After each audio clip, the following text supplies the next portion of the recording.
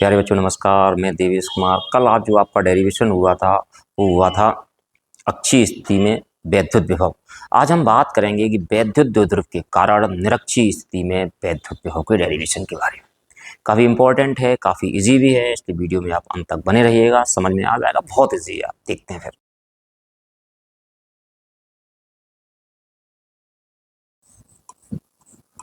वैद्युत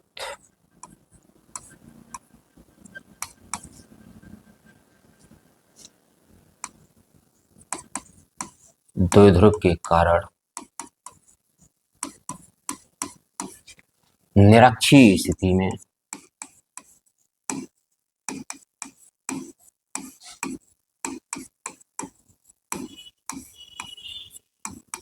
वैद्युत विभव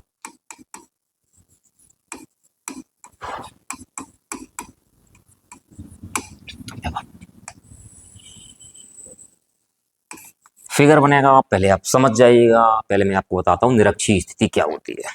जैसे सपोज दैट हमारे पास से एक वैद्युत द्विध्रुव है और अगर इसके इस पॉइंट पे चले जाते हैं, इसकी अक्ष पे चले जाते हैं तो हमारे पास अक्षीय स्थिति होती है। अगर इसके लंबवत चले जाते हैं, लंबवत कोई भी पॉइंट हो, जैसे इस रेखा पे कोई भी पॉइंट है, यहाँ पे यहाँ पे यहाँ पे यहाँ पे, तो ये हमारे पास कहलाता है निरक्षीय स्थिति। अगर इस रेखा की अक्ष पे जाते हैं तो हमारे पास कौन सी स्थिति रहती है? अक्षीय स्थिति रहती है। अगर इसके लंबवत चले जाते हैं कौन सी होती है? हमारे पास निरक्षीय स्थिति होती है। हम बताते हैं चित्र के बारे में। आप चित्र देखिएगा, फिगर बनेगा इसका। देखिए फिगर, सबसे पहले निरक्षीय स्थिति में वैद्युत विभव के लिए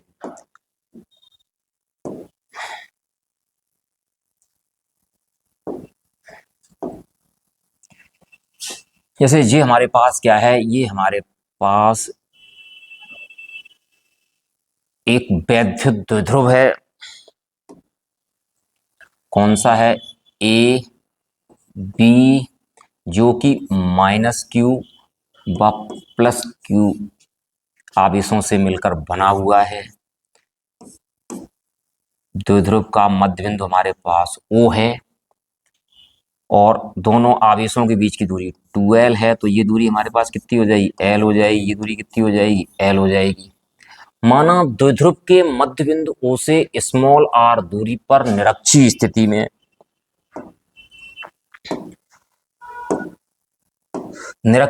में कोई बिंदु P है जहां हमें वैद्युत विभव ज्ञात करना है। तो देखिएगा,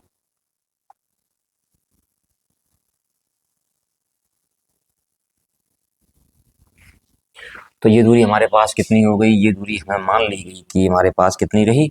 r रही। तो ये डिस्टेंस हमारे पास कितनी रही? r रही।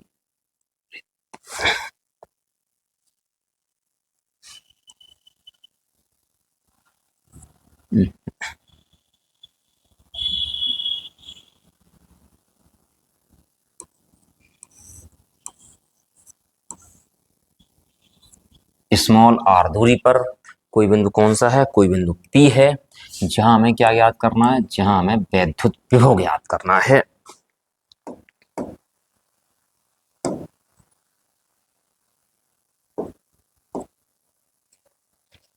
इसके लिए क्या करते हैं? बिंदु A को हम क्या करते हैं? बिंदु P से मिला देते हैं।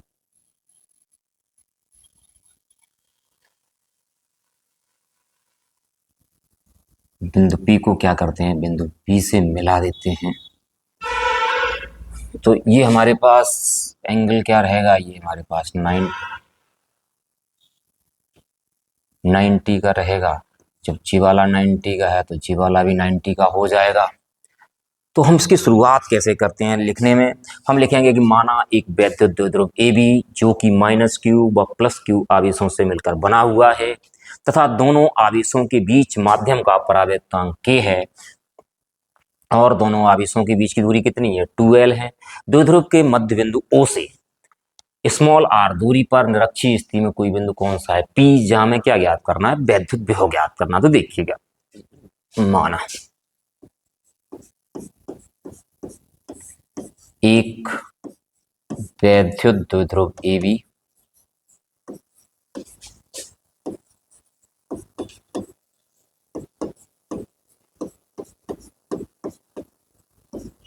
जो कि माइनस क्यू प्लस क्यू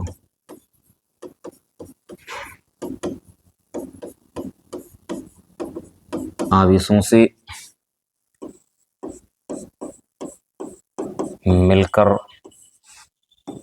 बना हुआ है।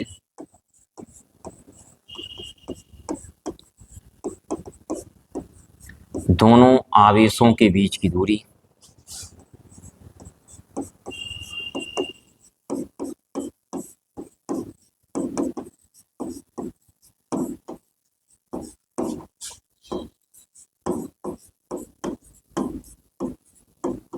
टू एल है। दो ध्रुव के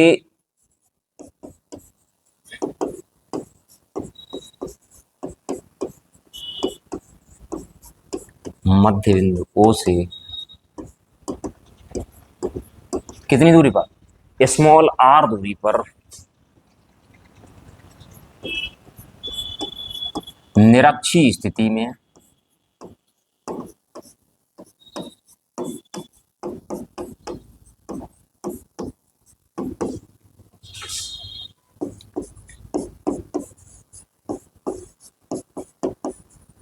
कोई बिंदु P जहां वैद्युत विभव ज्ञात करना है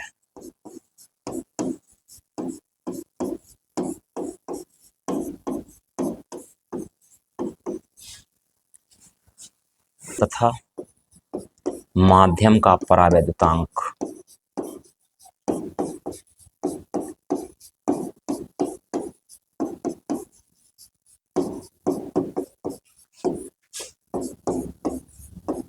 कितना K है। अब आप इस फिगर में आ जाइएगा, यहां से देखिएगा जे एंगल हमारे पास कितने का 90 का, जी वाला एंगल हमारे पास कितने का 90 का। तो ये वाला भी त्रिभुज कैसा होगा, समकोण त्रिभुज होगा, और ये वाला त्रिभुज भी कैसा होगा, समकोण त्रिभुज होगा। तो हम आ जाते हैं समकोण त्रिभुज AOP में।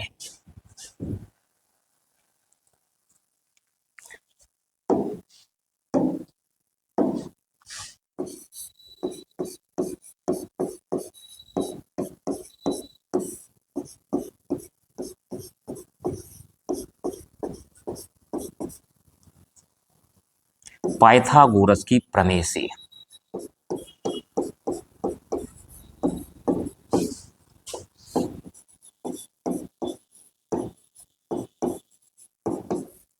अच्छा, पाइथागोरस की प्रमेय क्या होती है, एक समकोण त्रिभुज में कर्ण का वर्ग बराबर लंब का वर्ग प्लस आधार का वर्ग। अगर आप इसमें आ जाइएगा तो कर्ण हमारे पास क्या हो जाएगा, AP स्क्वायर बराबर कितना हो जाएगा, AP स्क्वायर कर्ण हो जाएगा हमारे पास। अगर ये थीटा है तो ये लंब हो जाएगा, अगर ये थीटा है तो ये लंब हो जाएगा। तो हमारे पास होके आ जाएगा AP स्क्वायर बराबर AO square plus OP square. AP square बराबर AO square plus OP square. तो AP स्क्वायर बराबर हो जाएगा AO स्क्वायर। AO की वैल्यू हमारे पास कितनी है, L है। OP की वैल्यू कितनी है, R है। तो L square plus R square. तो AP इज इक्वल टू हमारे पास हो जाएगा under root L square plus R square. जो कंडीशन इस त्रिभुज में होगी वही कंडीशन इस त्रिभुज में होगी। तो स्पष्ट हो जाएगा कि AP is equal to BP is equal to under root R square plus L square, या फिर under root L square plus R square. तो ये हमारे पास क्या हो गया, R square plus L square, और ये हमारे पास कितना हो गया, R square plus L square. अब हम देखते हैं आगे। आपने कल पढ़ा था बिंदु आवेश के कारण वैद्युत विभव। बिंदु आवेश के कारण वैद्युत विभव क्या होता है, B बराबर 1/4πε0 Q/R होता है। तो हम यहाँ निकालते हैं। देखो सबसे पहले आवेश प्लस Q के कारण,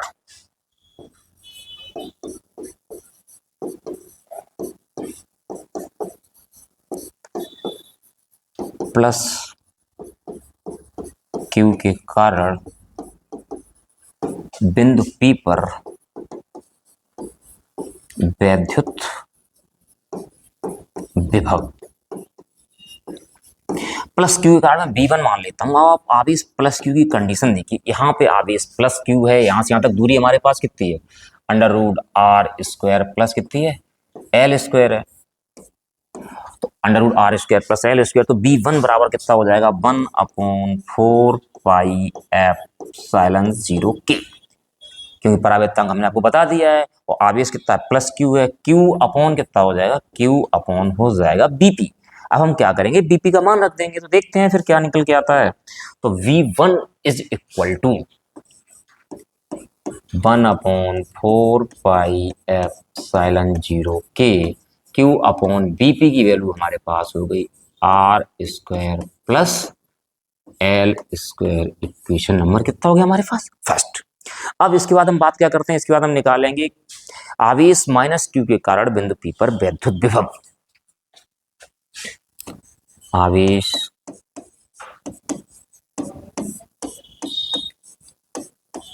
माइनस क्यू के कारण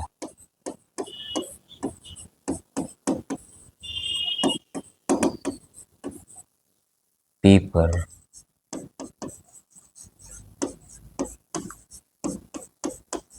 वैद्युत विभव V2 is equal to 1/4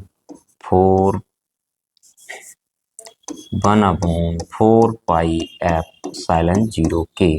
minus Q है, माइनस क्यू। अब आप यहाँ देखिएगा, माइनस क्यू से लेके यहाँ तक की दूरी हमारे पास कितनी है, AP है, तो AP, तो यहाँ क्या हो जाएगा, AP हो जाएगा, माइनस चिन्ह इस तरफ आ जाएगा, तो V2 is equal to minus का 1/4 पाई एप्सिलॉन 0 के क्यू अपॉन AP। लेकिन AP की वैल्यू आपको बताई जा चुकी है, अंडर रूट कितनी है, R square plus L square है, तो V2 is equal to minus का 1/4 पाई एप्सिलॉन 0 के क्यू अपॉन AP की वैल्यू आप देख लीजिएगा। AP हमारे पास कितना है, AP है under root L square plus R square, तो हम AP का ऐसे मान रख देंगे। तो क्या रहा हमारे पास, under root R square plus L square. Equation number हमारे पास क्या रहा, सेकंड। अब हम निकालेंगे बिंदु P पर परिणामी विभव।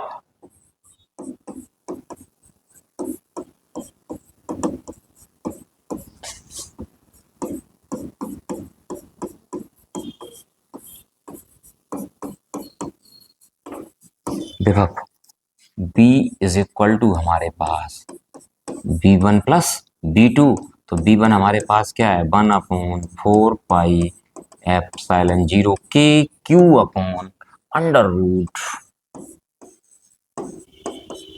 Are square plus L square minus का 1/4 पाई एप्सिलॉन 0 के under root R square plus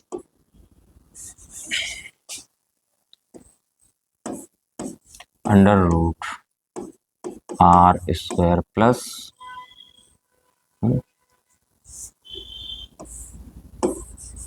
L square.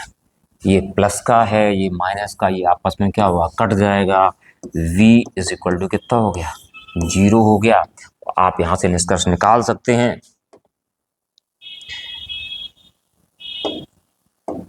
अतः वैद्युत द्विध्रुव के कारण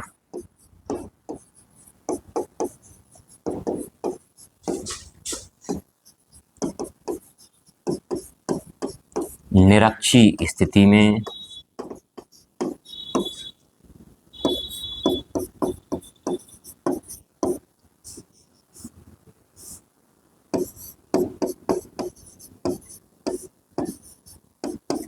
किसी भी बिंदु पर